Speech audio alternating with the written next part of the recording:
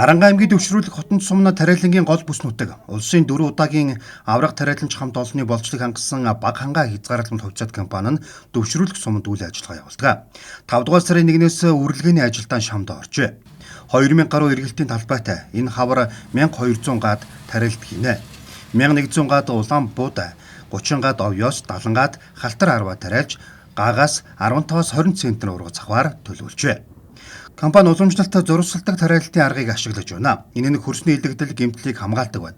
Мөн хөрсний үржил шимэнд доройтсон талбайд эрдэс био бордог ашиглаж үржил шимийг нь докторжуулдаг байна.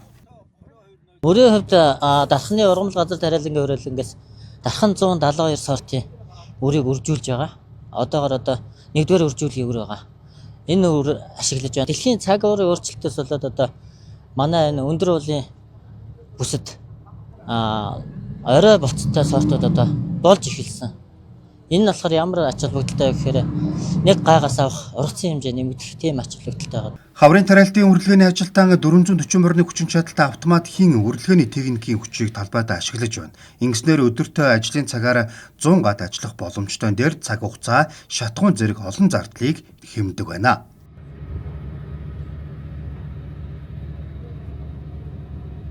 КТ-ийн 4404 гээд трактор аваад ажлын бүтээмж хамаагүй сайжирсан. 3 трактораар хийх ажлыг 1 трактор хийж байгаа. За тэгээд цаг агаар элдв саад гарахгүй нэг 14 хоногт тэгээд дуусчих واخ та. Өмнө нь чинь баг 20 гаруй хоног явдаг байсан. Тэгээд ажлын бүтээмж хамаагүй сайжирч байгаа. Энэ ажил сайхан бид нар шигээд насаар тэгээд шороон наслаа сурцсан болохоо чинь тэгээд энийгээ хийгээд байвал сайхан сэтгэл сэргээл шоронд хайлтад яаж сайхан байна. Энэ трактор энэ юутагс трактор 200 дөрмөр ингэ чадaltaй. Тэгээ энэ сүүлийн үеийн техник гүжихгүй. Одоо манайх шинэ техник авсан байгаа. Бид чинь 20 гаруй хоног явдаг гэсэн шүү. Одоо гайг баха. Баг хангаа хязгаарлалт хувьцаат компани 1992 онд байгуулагдсан улсын 4 удаагийн аврах тариаланч хамт олон юм а. Өнөөдөр талбайд 10-аад хүн ажиллаж байна. Өнгөрсөн зунаас халуун хүйтэн устай ажилтны орон сууц барьж цахилгаан дулааныг нь 15 кВт-ийн нарны ичим хүчээр шийджээ. Сумын төвөөс өртөрм хүртэл 20 гаруй км цахилгаан шугам татгаад 1.5 тэрбум төгрөгийн зардал тооцоо гарсан байна. Үүнийг төсвөр байгаль дээлтэй аргаар инхүү шийдэж чадсан байна. Тэгвэл одоо бид нар ч хуучин мөнхрал нэг 20 хэд хоног сар шахвал усанд оруулахгүй л явдаг байлаа шүү дээ.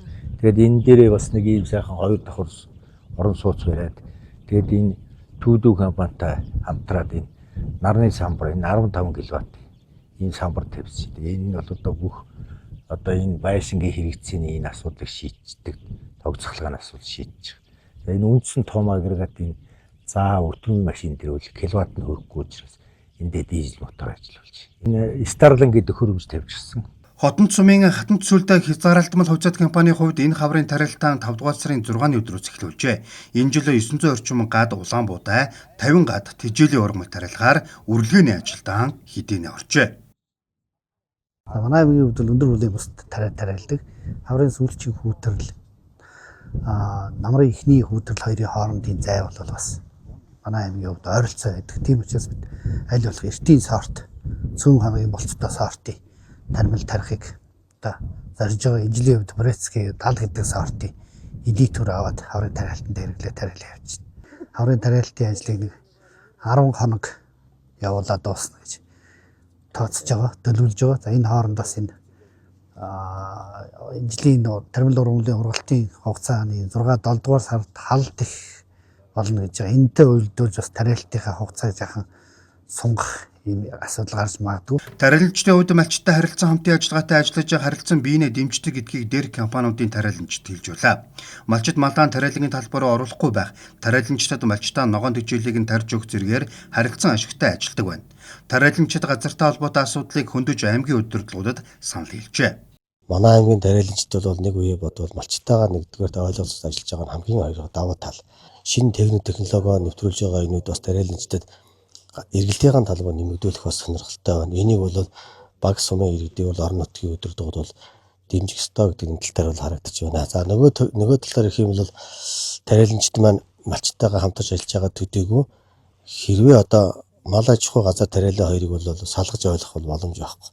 Тэгэхээр мал аж ахуйн доктортой менежмент буюу малын тэжээлийг доктортой байлгахын тулд орон нутгийн зүгээс тариаланчтай малын тэжээл бэлтгэхийн зорилт тодорхой дэмжлэг үзүүлэх юм бол тариаланчтай малчтайгаа хамтраад малынхаа тэжээлийг доктортой үнээр доктортой нийлүүлэх юм боломж бүрдэхээр ингэж харагдаж байна. Аймгийн удирдлагууд газар тариалангийн үйлдвэрлэлийг боломжит бүх талаар дэмжиж ажиллах, орон нутгтаа гурил тэжээлийн үйлдвэрлэлийг нэмэгдүүлэх, төр хувийн хвшлийн хамтын ажиллагааг нэмэгдүүлэх чиглэлд ажиллах юм а. Аранга аймаг газар тариалангийн 25 мянган эргэлтийн талбайтаагаас энэ онд нийт 18.5 мянган гад тариалт хийхээр төлөвлөжээ.